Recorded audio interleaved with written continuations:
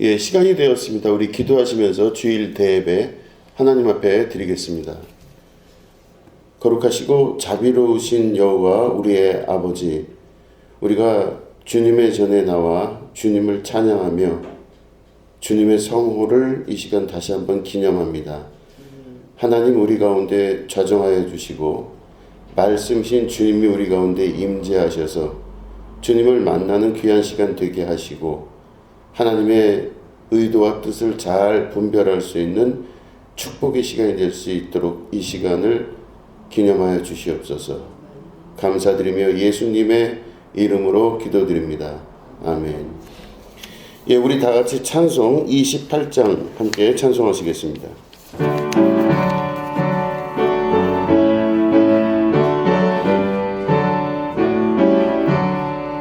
고개 근원 강림하사 찬송하게 하소서. 한량없이 자비하심 증량할 길 없도다. 천사들의 찬송가를 내게 가르치소서. 구속하신 그 사랑을 항상 찬송합니다. 주의 크신 도움 받아 이때까지 왔으니 이와 같이 천국에도 이르기를 바라네. 하나님의 꿈을 떠나 죄에 빠진 우리를 예수 구원하시려고 보혈 흘려 주셨네. 주의 귀한 은혜 받고 일생 빚진 자 되네. 주의 은혜 사슬 대사 나를 주께 내소서. 우리 마음은 연약하여 범죄하기 쉬우니 하나님이 받으시고 천국인을 지소서. 아멘. 우리 하나님 말씀 함께 보시겠습니다. 이사야서 51장 12절부터 16절에 있는 말씀입니다.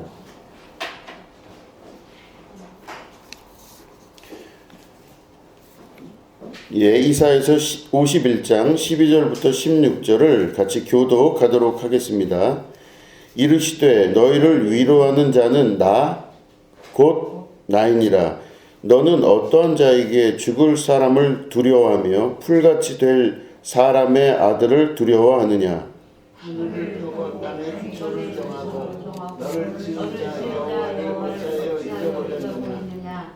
너를 멸하시고 준비하는 저 헛되사들의 눈을 어찌하여 항상 두려워하느냐. 학대자들의 누나가 어디 있느냐. 결박된 포로가 속히 놓일 것이니 죽지도 아니할 것이요 구덩이로 내려가지도 아니할 것이며 그의 양식이 부족하지도 아니하리라. 나는 그의 하나님의 여호와라. 바다를 휘저어여 그 물결을 뒤르게 하는 자니 그의 이름은 만군의 여호와니라. 내가 내 말을 내 입에 두고 내 손 그늘로 너를 덮었나니 이는 내가 하늘을 펴며 땅의 기초를 정하며 시온에게 이르기를 너는 내 백성이라 말하기 위함이니라. 아멘. 예, 오늘은 말과 행동을 정비하라 라는 제목 가지고 함께 말씀을 나누도록 하겠습니다.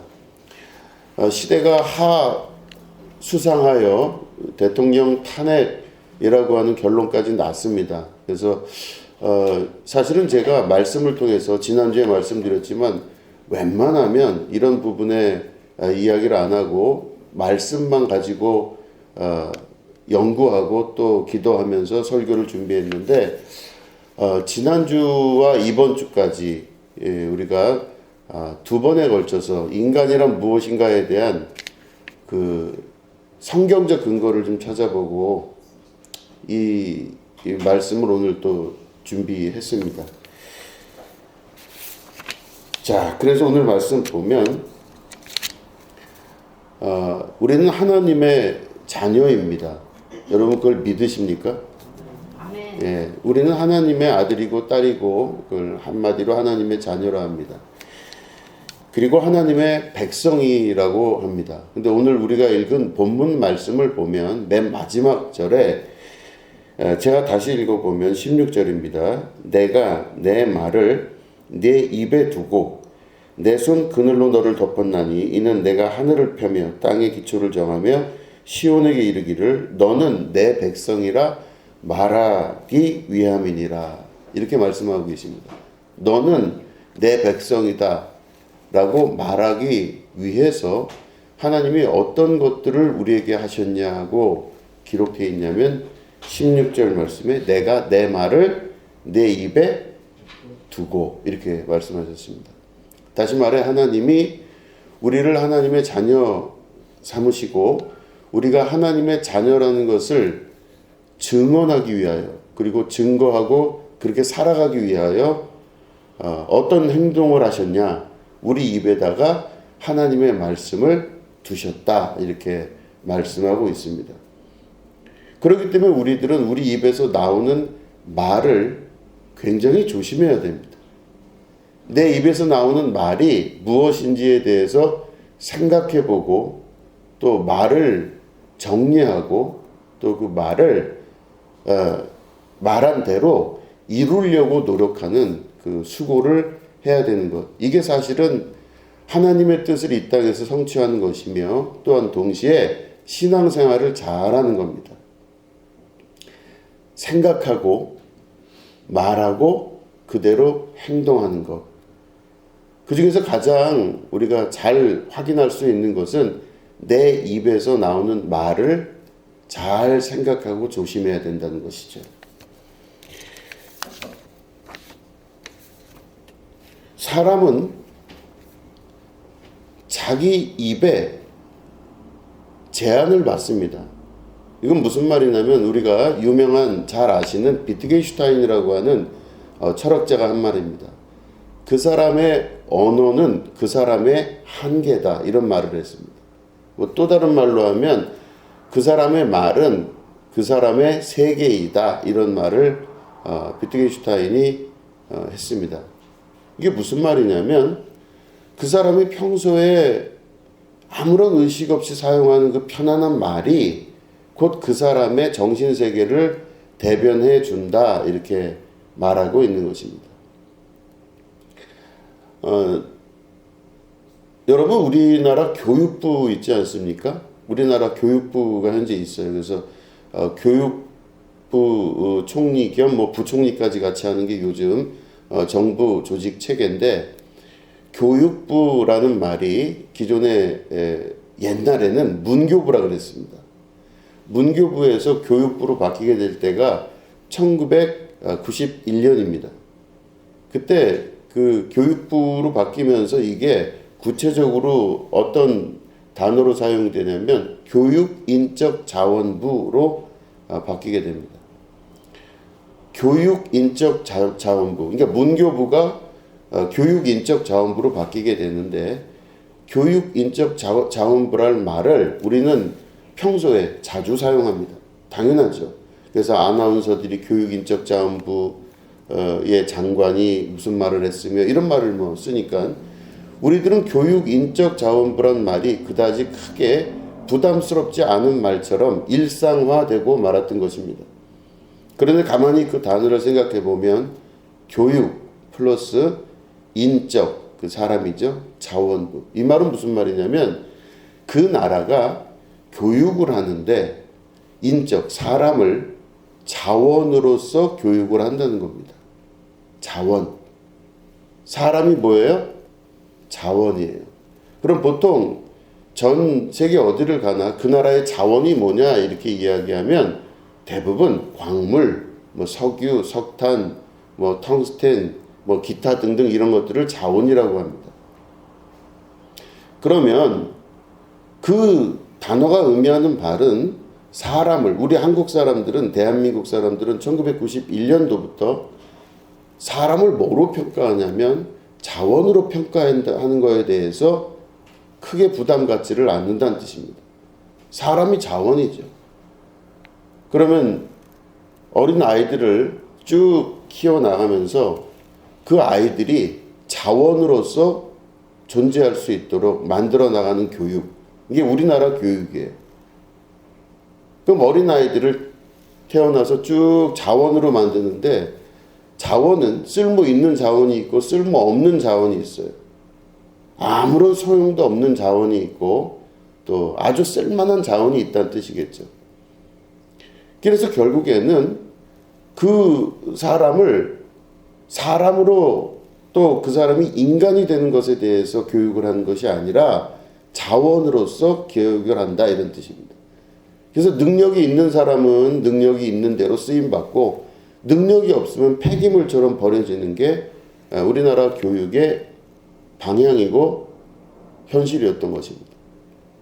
그 이후부터 우리나라 교육의 대부분의 것들은 그런 등급을 나누는, 사람들을 부류로 나누고 등급으로 나누는 이제 그런 일이 일상화되고 당연하게 되었습니다. 물론 이제 91년도 이전부터 우리나라 역사 가운데 일제시대를 거쳐서 해방을 거치고 6.25를 거친 그 어마어마한 시대의 어려움을 겪고 계속적으로 우리는 사람을 바라보는 그 시각을 그렇게 바라보는 것이 일상화되었던 것입니다. 그러면 결국에는 말씀드린 대로 사람을 자원으로 보고, 동시에 자원으로 보니까 학교 내에서 등급이 가능했던 것입니다. 몇 등급 몇 등급, 그죠? 그래서 1등급부터 몇 등급까지 사람을 급으로 나눠요. 그때 이 등급이라고 하는 단어가 한자로는 무리 등자를 씁니다. 그 무리 중에서 그 사람들 중에서 다시 말해 급을 나눈다는 거예요.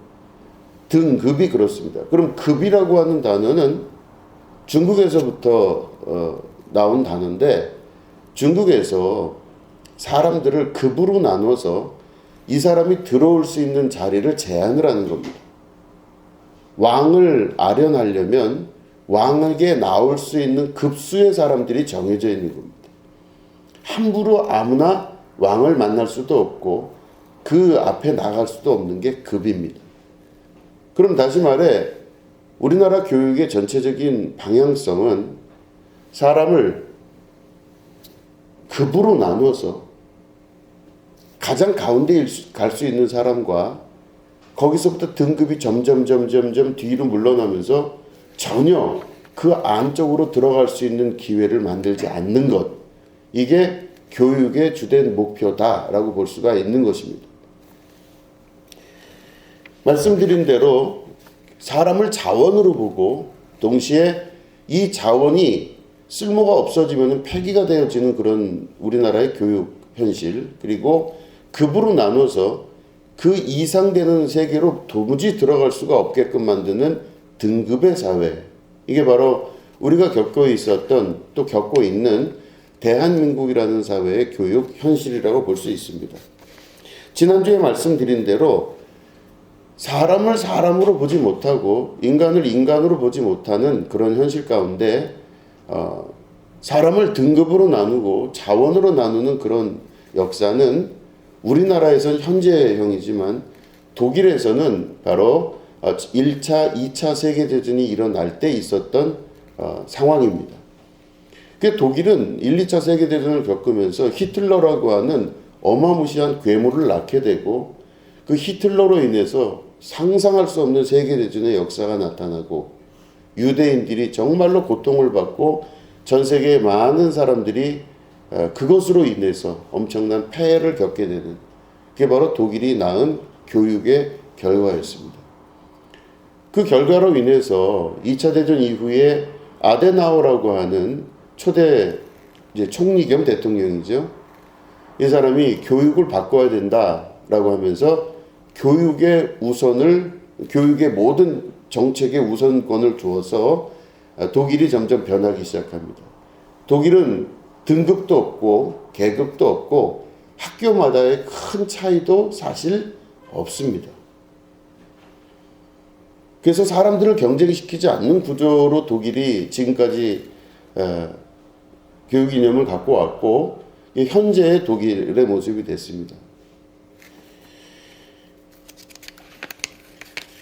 어마어마한 괴물이 태어나는 그 역사는 바로 사람을 사람으로 만들지 아니하는 그런 교육 풍토와 방향성에 있습니다. 그런데 여러분 생각을 해보시면 나는 사람인데, 나는 하나의 인간인데 내가 인간으로서 대접을 받지 못하고 인간으로서의 기본권을 쟁취할 수 없다. 너무너무 살기가 쉽지 않은 세계가 된다는 것입니다. 그러면 그런 정책과 그런 방향성, 우리들이 몸 안에서 전혀 부담 갖지 않고 느끼는 그런 언어들, 그 언어는 곧 우리들의 세계를 말하는 것입니다. 우리들이 그런 언어들을 다 받아들인 것입니다. 당연하지. 등급은 존재해야지. 그럼 아무나 갈 수 있나? 아무나 들어갈 수 없지. 아무나 그런 곳까지 갈 수가 없는 거지. 당연한 거지. 그리고 우리는 차별과 이 등급에 따른 모든 부당함을 당연한 것처럼 받아들이는 것이 우리의 일상 생활이었습니다. 사람을 자원으로 나눠서 저 사람 쓸모가 있어? 없어? 이런 것들이 그 사람 마음 안에 깊이 있게 자리 잡은 상처로 우리나라 사람들은 살아가고 있는 것입니다. 저는 운전면허를 굉장히 늦게 땄습니다. 결혼하고 우리 첫 애가 태어나는 그 해에 운전면허를 땄습니다. 그런데 제가 이제 어디 알바를 하려고 그 전에 갔는데 운전면허가 없었잖아요. 근데 무슨 얘기를 하다가 운전면허 있냐고 그래요. 그래서 내가 운전면허 없습니다. 그랬더니 아이 뭐 이거 쓸모가 없네 이런 얘기를 했어요. 그 알바하러 간 자리에서. 그때 제가 굉장히 충격을 받았어요. 아니 운전면허 없다고 어떻게 쓸모가 없다고 우리가 함부로 얘기하나. 여기는 운전만 하나? 이런 생각을 했어요. 운전만 하는 알바 자리가 아닌데 그 운전면허 하나 없다는 걸로 그런 식으로 이야기를 하는 걸 들었습니다. 사람을 기술과 기능으로 그것만 가지고 평가하는 우리의 사회의 일반적인 모습입니다.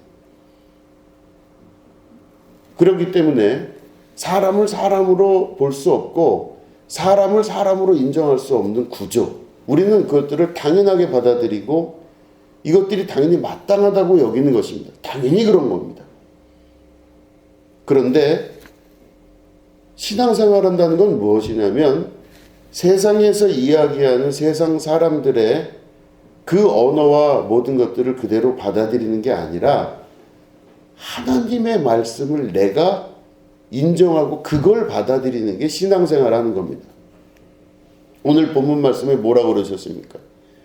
너희가 내 백성이 되게 하기 위하여, 너희가 내 백성이 되기 위하여 내 말을 너의 입에 두었느니라. 이 말씀이시죠. 그러면 하나님은 우리를 뭐라고 그러시냐면 넌 내 자녀다. 내가 곧 너고 너가 곧 나다. 그 아버지나 어머니 그런 말 하잖아요. 아유 내 아들이 그냥 내 전부지. 이런 말씀 많이 하시잖아요. 내 아들이 내 딸이 내 전부지. 이런 자기 자녀에 대한 고백을 할 때가 많습니다. 그러면 그 말은 네가 내 아들과 내 딸이 맞는데 너는 자꾸 아니라고 얘기하는데 너는 내 아들과 내 딸이 맞다. 근데 그거를 증명하기 위해서 어떻게 한다? 그 입에다가 하나님의 말씀을 두셨다는 겁니다. 그럼 우리가 입에서 말을 할 때 어떻게 말을 해요? 언어는 어떤 언어를 써야 돼요? 나는 자원이 아니고 나는 급수가 매겨지는 등급으로 인하여 정의되는 사람이 아닙니다. 나는 하나님의 자녀입니다. 이것들을 우리가 입에 두고 그대로 둔 대로 믿고 살아야 된다는 것입니다. 그렇기 때문에 여러분 입에서 나오는 말을 굉장히 조심하셔야 됩니다. 비트겐슈타인의 이야기처럼 그 사람하고 대화를 하다 보면 그 사람이 일상적으로 사용하는 언어가 있습니다. 그리고 당연하다고 여겨지는 단어들이 있습니다. 근데 그런 것들을 저도 비트겐슈타인 책을 읽으면서 사람들을 만날 때마다 그런 것들을 분석하고 생각을 해본 적이 있습니다. 근데 말을 할 때마다 어떤 단어를 쓰는데 그 사람은 무의식 중에 자기가 그 단어를 쓰는 겁니다. 말씀드린 대로 우리는 인적 자원이에요. 우리는 등급이에요. 이런 것들을 계급적인 것들을 그대로 사용하는 경우가 많습니다. 그러면 그 사람이 사용하는 언어와 단어가 그 사람에겐 전혀 무리가 없다는 뜻이에요. 그러면 그 사람은 그 언어와 단어에 그냥 들어가 버린 겁니다. 그래서 그 사람의 세계는 곧 그 사람의 언어가 됩니다. 부정적인 단어를 많이 쓰는 사람은 부정적인 언어를 사용하고 그 입에서 나오는 모든 고백과 시인이 다 부정적인 것들이 많이 있다라는 것이죠. 그러나 그 입에 긍정적인 언어를 사용하는 사람들은 그 속에서부터 긍정이 나오게 되는 것입니다. 그러니까 내가 내 입에 어떤 단어를 사용하냐가 꼭 그 사람의 세계를 의미한다고 볼 수 있는 것입니다.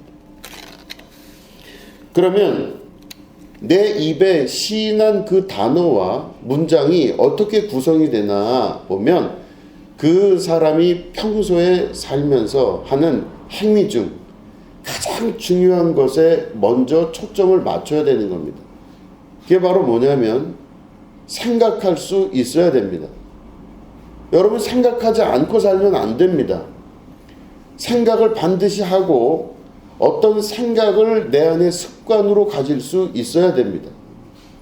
우리가 하나님 생각하고 주님 생각한다는 것은 하나님의 말씀을 묵상하고 하나님의 말씀을 생각한다는 것을 말하는 것입니다. 사도 바울이 전도하려고 막 전도 여행을 다닙니다.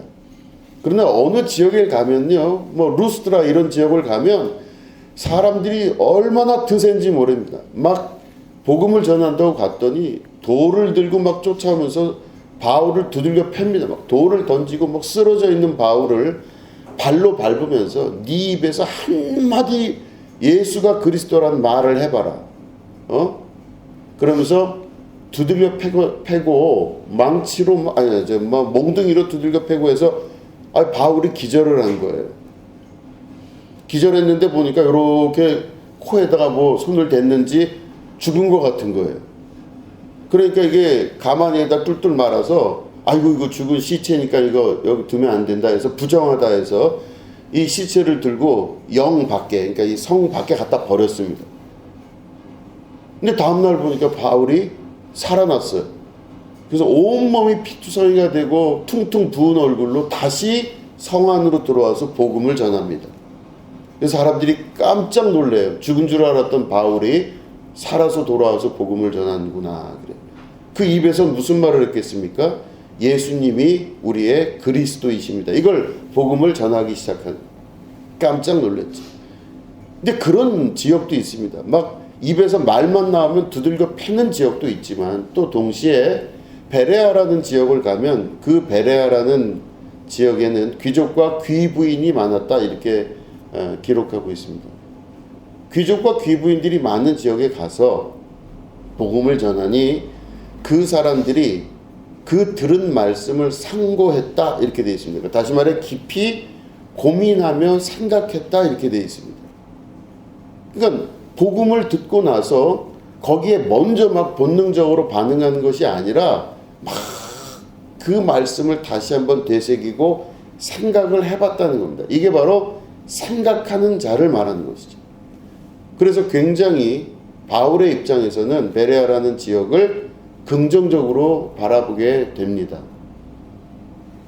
그래서 그 사람들이 나중에는 생각한 끝에 복음을 받아들입니다. 예수님을 내 안에 그리스도로, 구세주로, 주인으로 받아들이게 되는 것이죠. 생각할 수 있다는 것, 다시 말해 말씀을 듣고 그 들은 말씀을 곱씹고 생각할 수 있다는 것은 곧 그 사람이 그 말을 듣고 생각하고 고민하고 그대로 행하려고 하는 준비 단계를 말하는 것입니다. 한나 아렌트라고 하는 철학자가 있습니다. 독일 출신입니다.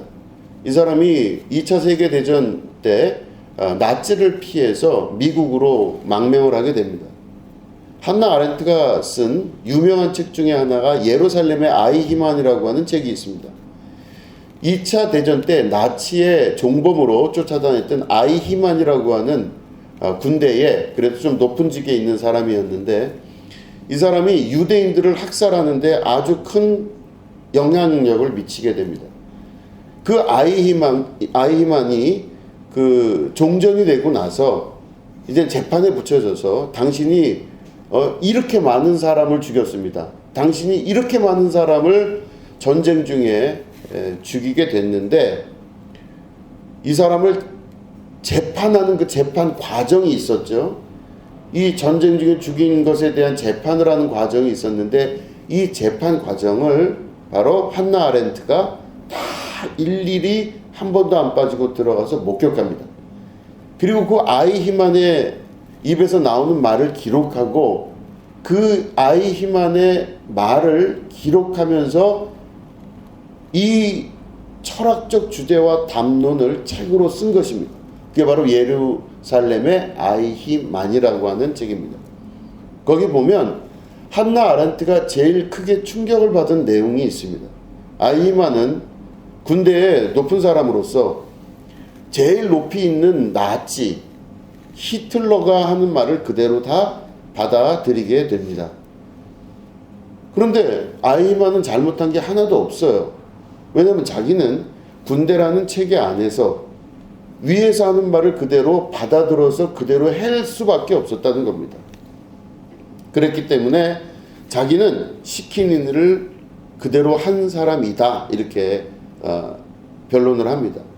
이 변론 자체가 이 재판정에서 엄청난 파장을 일으킵니다. 그럼 군인은 사람이 아니라 기계인가? 라고 하는 질문이 그때부터 나오기 시작합니다. 사람이 할 수 있는 일과 기계가 할 수 있는 일이 분명히 갈라지는데, 기계가 할 수 있는 일이라는 것은 시킨 대로 그대로 하는 것입니다. 그런데 사람이 할 수 있는 일은 시킨 것을 생각하고 그것에 따라 저항을 가지고 분별하는 것이 바로 사람이 할 수 있는 일입니다. 그때부터 사람이 기계냐 아니면 사람이냐라고 하는 부분에 대한 철학적 주제가 큰 담론으로 나타나게 됩니다. 이게 바로 20세기를 넘어서는 21세기의 철학적 담론의 아주 중요한 주제가 됩니다. 사람인가 기계인가? 사람을 단순히 대상화시켜 볼 수밖에 없는가? 아니면 사람 자체가 목적인가? 뭐 하여튼 이런 담론이 계속 유지가 됩니다. 그런데 우리는 이 사회를 겪으면서 또 우리가 아까 말씀드린 대로 많이 쓰는 단어가 있습니다. 스펙이라는 단어 많이 쓰시죠. 저 사람의 스펙이 어떠냐? 그러면 그 사람이 어느 대학을 나왔고 어느 과에 무슨 전공을 했고 그 사람이 무슨 스펙, 경력을 갖고 있고 토플이 몇 점이며 토익이 몇 점이고 뭐 이런 얘기 많이 하잖아요. 근데 그 사람의 스펙이 그렇다. 근데 스펙이라고 하는 말은 실제로는 스페셔피케이션이라고 하는 단어의 앞부분을 자른 겁니다. 스페셔피케이션이라고 하는 단어 자체는 실제로는 처음에 나올 땐 군사용어였습니다. 군사용어라는 말은 그 무기가 어느 정도의 사양이 되느냐라고 하는 것을 스페셔피케이션이라는 단어를 씁니다. 그 무기가 뭡니까? 이 무기 한 대가 몇 명을 살상할 수 있느냐, 그 무기가 거기에 들어감으로 얼마나 많은 효과를 거둘 수 있느냐라는 게 스페셔피케이션에 처음 사용됐던 군사용어 중에 하나라는 것입니다. 그게 스펙이에요. 그러면 결국에는 사람이 아까 말씀드린 대로 교육 인적자원부 얘기를 했지만 사람이 사람을 평가할 때의 그 중요한 그 베이스가 뭐다? 스페셔피케이션, 다시 말해 스펙. 저 한 사람을 통해서 얼마나 많은 효과를 거둘 수 있느냐라고 하는 사람의 인간화가 아니라 사람의 기계화에 관한 내용이 바로 스펙이라고 하는 단어입니다. 우리는 스펙이란 단어를 아무 부담 없이 평소에 그냥 사용하고 있습니다. 그런 모든 것들이 결국엔 사람으로 보지 못하고 기계나 혹은 광물로 보는, 자원으로 보는 우리 사회의 전형적인 모습이라 볼 수가 있는 것이죠. 생각을 한다는 것은 바로 그 사람이 기계가 아니라 사람이기 때문에 생각을 할 수밖에 없다는 것입니다. 우리가 하나님 말씀을 그냥 듣고 흘리는 것이 아니라 그 말씀을 깊이 있게 생각해 볼 수 있으셔야 됩니다. 하나님의 말씀을 생각하고 또 생각함으로 말미암아 우리가 어떤 부분에 대한 결단을 내리는 것, 이게 바로 신앙의 결단을 말하는 것입니다. 우리는 하나님의 자녀라고 스스로 고백하고 살고 있습니다. 우리는 하나님의 자녀라고 믿고 있습니다. 그러나 우리가 그렇게 믿고 또 그렇게 살아가지만 동시에 우리들은 내가 생각한 대로 그대로 믿고 살지 않고 우리들은 세상이 말하는 단어와 언어를 그대로 사용하면서 우리는 하나님의 말씀이 아닌 세상의 말씀을 듣고 믿고 그대로 살아가는 것들을 경험하게 된다는 것입니다. 하나님의 말씀을 깊이 있게 묵상하고 깊이 있게 분별할 수 있는 사람이 바로 신앙인입니다. 그래서 보면 우리가 자라나는 동안 살아오는 이 교육 과정에 보면 교회 교육도 또 일반 학교의 교육도 그런 모든 것들을 다 잊어버리고 살아왔습니다. 말씀 중심이 아니라 집회 중심이었습니다. 뭐 이게 말이 비슷한 것 같은데 집회 중심은 뭡니까? 그 부흥회의 분위기, 그 부흥회에서 일어났던 수많은 생각이 아니라 그 말씀을 생각하는 것이 아니라 그 말씀을 분위기에 맞춰서 그냥 흘러가는 집단적인 모습의 집회 형식을 띄웠던 게 우리의 기독교의 부흥 방식이었습니다.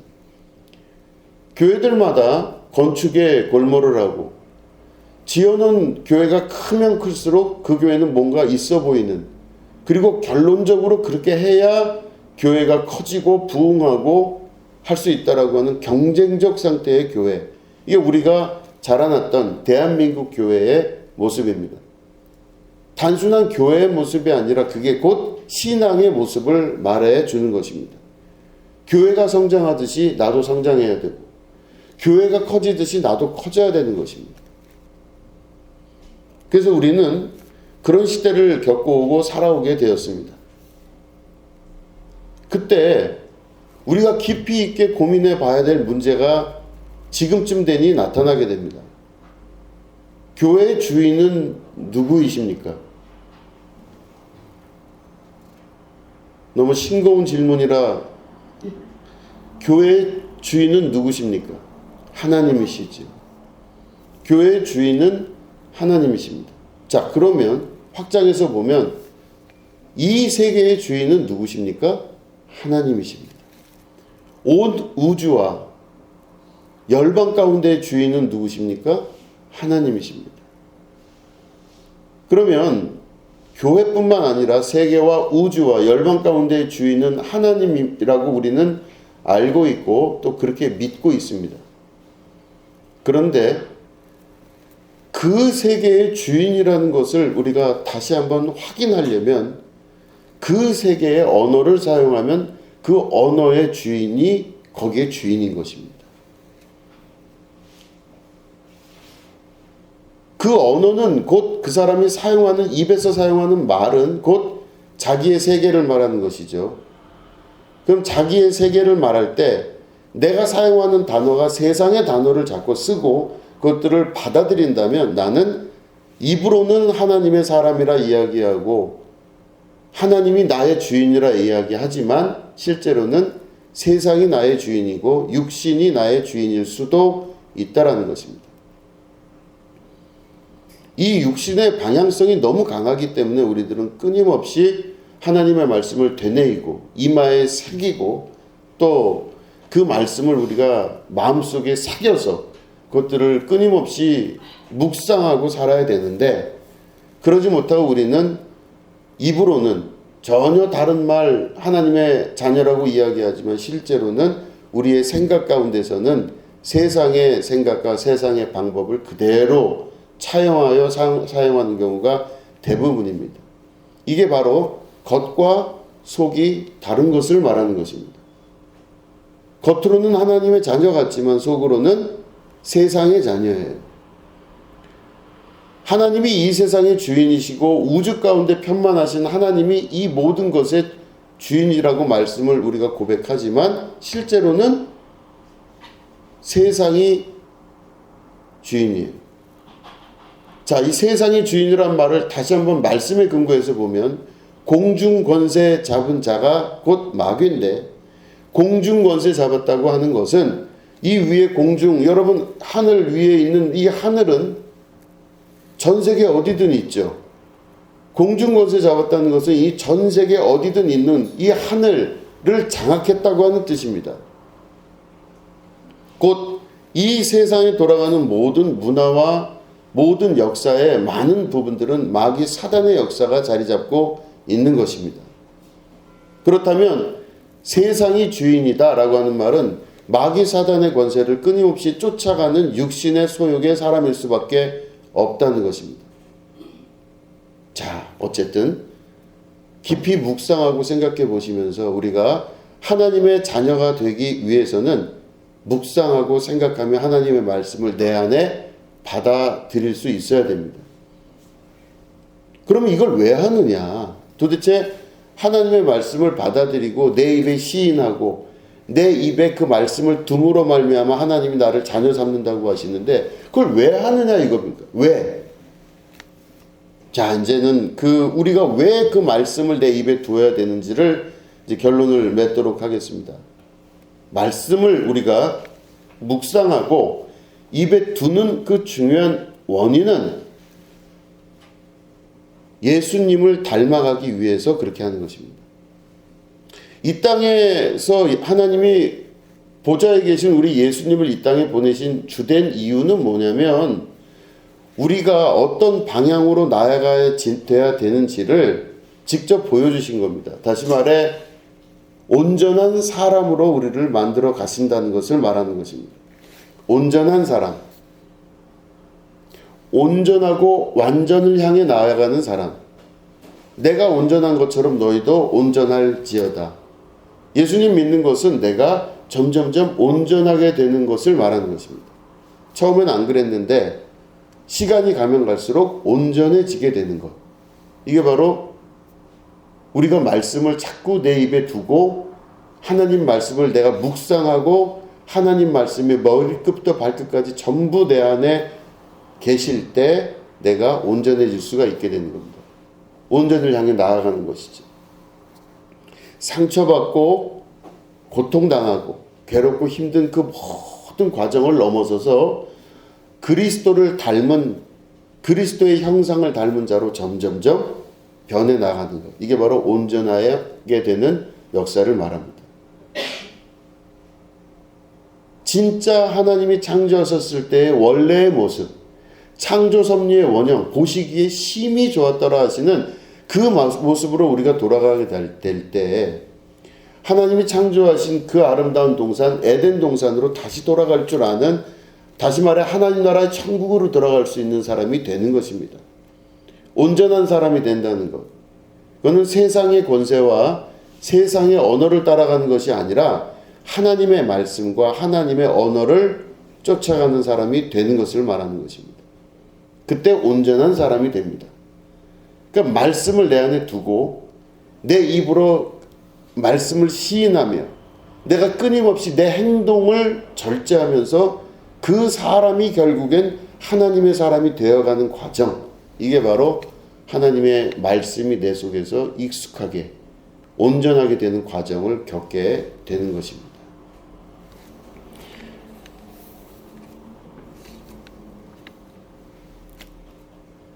생각하고 결단한다는 것, 무엇이 가장 중요한 것인지를 볼 수 있는 것. 오늘 아침에 보니까 이제 그런 이제 하나 그 이야기가 올라왔습니다. 칭슈아라고 하는 중국 학생이에요. 이제 나이가 많지가 않은 사람인데 생후 3개월 때 어떤 유괴범에 의해서 납치가 됐다고 합니다. 생후 3개월이니까 아기죠. 아기 때 납치가 됐대요. 칭슈아라는 이 중국 친구가. 근데 이제 24년 동안 그 아버지가 어마어마한 돈을 들이면서 그 자식을 찾으려고 노력을 했다고 합니다. 막 찾으려고. 그래서 24년을 찾았는데 결국에는 찾았어요. 그래서 생후 3개월 때 잊어버린 그 아들을 24년 후에 찾았어요. 그 찾아가지고 막 울며 불며 막 이제 유전자 검사까지 다 하고 했는데 그 아버지가 봤더니 엄청난 그 건축 대기업의 회장이에요. 지금 현재 중국에서. 그러니까 이제 막 중국 언론에서 대서특필이 된 겁니다. 이 칭슈아라고 하는 이 대학생, 아마 대학생인 걸로 기록이 되어 있는데 이 학생이 진짜 아버지를 찾았는데 그 아버지가 현재 중국에서 그렇게 유명한 대기업 회장이래요. 그래서 그 아버지가 너무너무 감사하고 기쁘다 그러면서 자기 찾은 아들에게 먼저 집을 3채를 주고 자동차를 선물을 주고 막 뭐 당연히 그렇겠죠. 대기업 아버지인데. 그러면 좋겠죠. 여러분 어떠실 것 같으세요? 그죠? 저도 옛날에 제가 정시라서 그랬는지 모르겠지만 정주영 회장이 혹시 내가 그 아버지가 우리 정주영 회장이 우리 아버지라고 나를 찾으면 얼마 좋을까 이런 생각을 했던 적도 있었어요. 그런데 이렇게 했는데 이 칭슈아라고 하는 친구가 한참 고민을 했대요. 꽤 오랜 시간을 고민을 하다가 그 찾은 아버지와의 관계를 끊을 수는 없지만 아버지와의 관계는 유지하되 모든 주려고 하는 돈들을 안 받겠다라고 선언을 했대요. 이해되세요? 전 정말 이해가 안 돼요. 전 지금도 이해가 안 되고 앞으로도 이해를 못할 수도 있겠다 싶은 생각이 들었습니다. 그 정도는 받을 수 있지 않나? 이런 생각을 했는데 안 받기로 결단했대요. 근데 제가 그때 그 내용을 보면서 어떤 생각이 들었냐면 이 칭슈아라는 이 친구가 꽤 오랜 시간을 고민을 했대요. 그냥 덥석 받은 게 아니에요. 막 좋아서 막 행복하고 이런 것도 아니고 꽤 오랜 시간을 고민을 하다가 그런 결론을 맺었다고 합니다.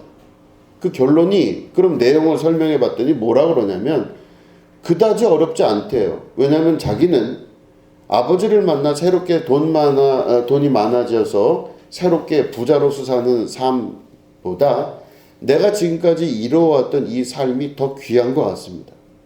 이게 깨진 걸 원치 않습니다. 나는 지금 내가 해야 될 일이 있고 내가 가져야 될 목표가 있고 내가 살아가야 될 그 모든 이유가 내 삶 속에 녹아 있습니다. 이런 이야기를 했다고 합니다. 그리고 아버지의 관계는 유지하되 그런 막대한 그런 것들을 받는 것을 자기는 거부하겠다 이렇게 얘기를 했대요. 난리가 났다고 합니다. 제가 그 이야기를 들으면서 생각해 본 건 뭐냐, 뭐 나중에 시간이 지나면 그 돈을 받고 어쩌고 또 뭐 얘기가 많이 나오겠지만 저는 그거보단 이 한 어린 아이지만 어린 아이죠. 24살이야 뭐 어린 아이죠. 이 24살짜리의 이 청년이 뭔가를 생각을 하되 길게 했다고 합니다. 장고를 하면서 생각을 한 거예요. 생각을 하고 이게 옳은지 그른지 맞는지 맞지 않는지를 정말 깊이 있게 고민을 했다는 것, 저는 거기에 대해서 굉장히 큰 박수를 보냈습니다. 참 대단하다. 보통 우리가 살아가면서 생각을 하지 않고 살아갈 때가 얼마나 많은지 모릅니다. 생각을 하지 않는다는 것은 내가 현재 살아가는 모든 사용하는 말과 행동하는 행동과 여러 가지 것들에 대해서 아무 생각 없이 그냥 그렇게 살아가는 겁니다. 매일 거의 특별히 다르지 않은 상태로 매일매일 그렇게 살아갈 때 우리들은 알게 모르게 세상 사람이 되어 있습니다. 겉으로는 그렇지 않은데 속으로는 이미 육신의 사람, 세상 사람이 되면서 살아갈 때가 참 많다는 것이죠. 그런데 오늘 말씀을 통해 봤을 때 우리가 생각할 수 있는 사람이 되어야 됩니다. 생각하고 하나님께서 자신의 자녀라고 부르시기 위하여 내 입에 하나님의 말씀을 두셨다 하니 내 입으로 생각하고 내 입으로 시인한 것마다 하나님의 말씀을 내가 할 수 있어야 된다는 것입니다.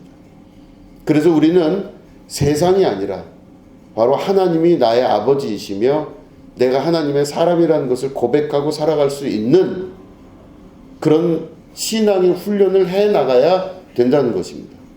깊이 장고하고 내 입에 하나님의 말씀을 두신 하나님 말씀 따라 내 입에서 사용하는 단어와 문장과 모든 것들이 내 안에서 습관처럼 하나님의 말씀이 나와야 되며 동시에 내 생각과 말을 통하여 행동의 모든 역사가 나타나게 되는 것입니다.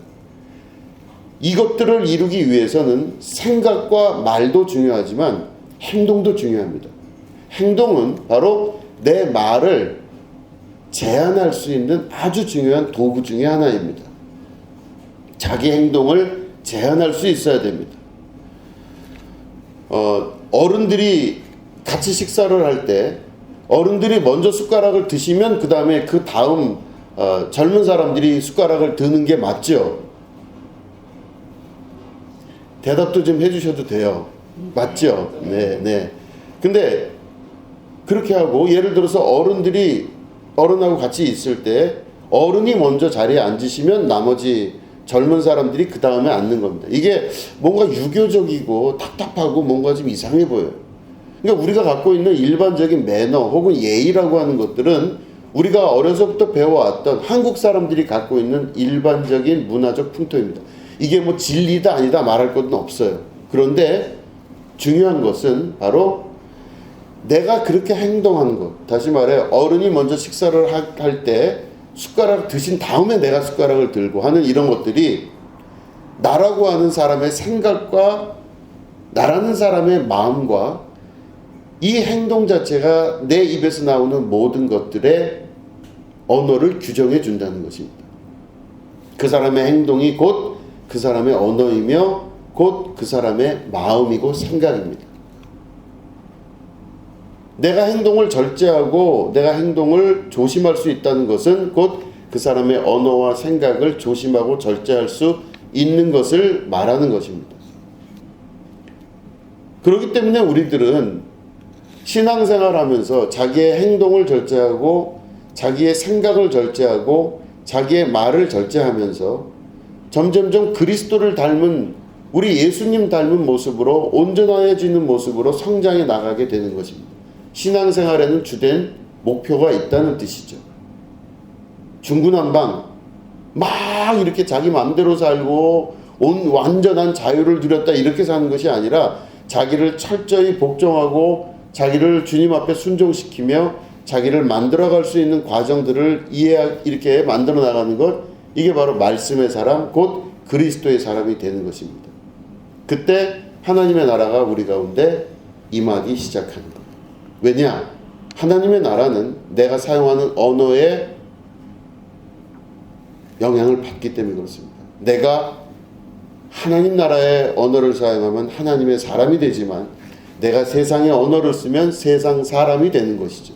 내가 독일에 가 있으면 독일 말을 사용하면 독일 사람이 되는 거고 영어를 사용하면 미국 사람이 되는 것처럼 한국어를 사용하면 한국 사람이 되는 것처럼 우리는 하나님의 언어를 내 입에 둠으로 말미암아 하나님의 사람이 되는 것입니다.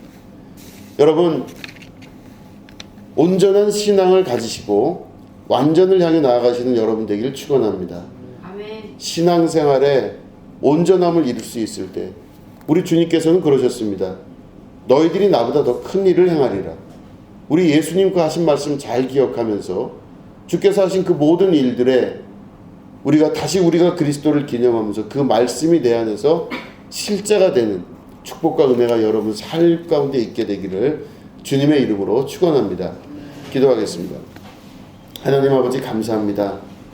살아계신 주님의 말씀이 우리 가운데 실제가 되는 은혜가 있게 하여 주시옵소서. 제대로 신앙생활 잘하는 축복이 있게 하여 주시옵소서. 감사드리며 예수님의 이름으로 기도드립니다. 아멘. 네, 우리 찬양하시면서 준비하신 예물 하나님 앞에 드리겠습니다.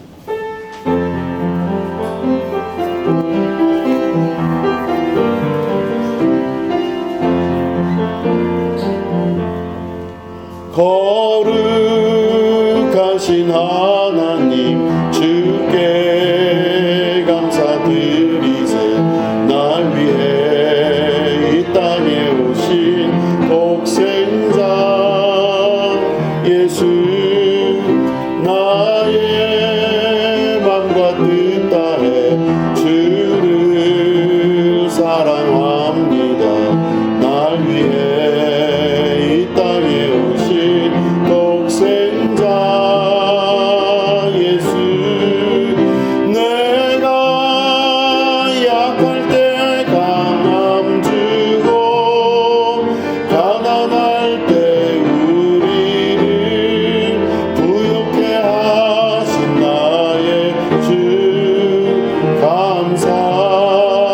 내가 약할 때 강함 주고 가난할 때 우리를 부욕해 하신 나의 주 감사 감사.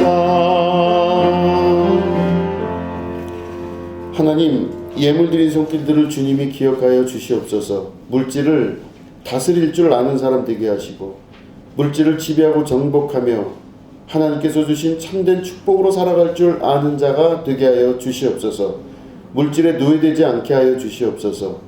하나님께서 우리에게 주신 거대한 축복을 누리며 사는 자 되게 하여 주시옵소서.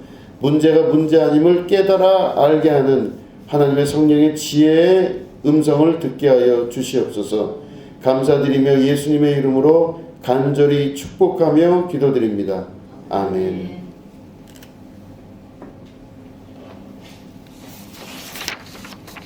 자리에서 일어나셔서 예배 찬양하시면서 예배를 마치도록 하겠습니다.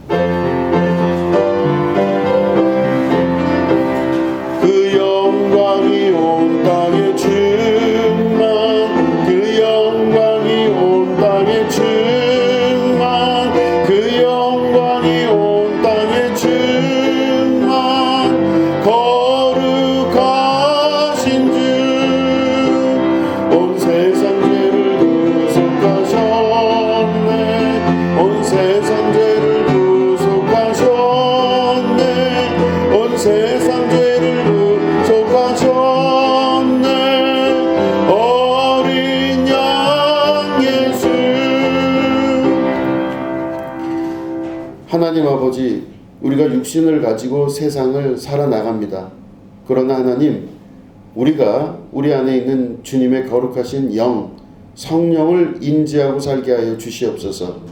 육신을 인지하고 육신으로 쫓아가는 삶이 아니라 영을 인지하고 성령의 이끄심을 경험하는 자 되게 하여 주시옵소서. 말씀의 사람이 되게 하시고 하나님 말씀이 내 안에 역사하셔 내 입을 주장하며 내 행동과 모든 것들이 주님의 사람으로서 변해 나가는 신앙의 여정에 축복의 여정 있게 하여 주시옵소서. 지금은 우리 구주 예수 그리스도의 은혜와 하나님 아버지의 지극하고 무궁하신 사랑과 성령님의 감화감동 축복교통 역사하심이 오늘 예배 가운데 함께하는 주님의 거룩한 백성들 위에 지금부터 영원히 함께 하옵시기를 간절히 축원하옵나이다. 아멘.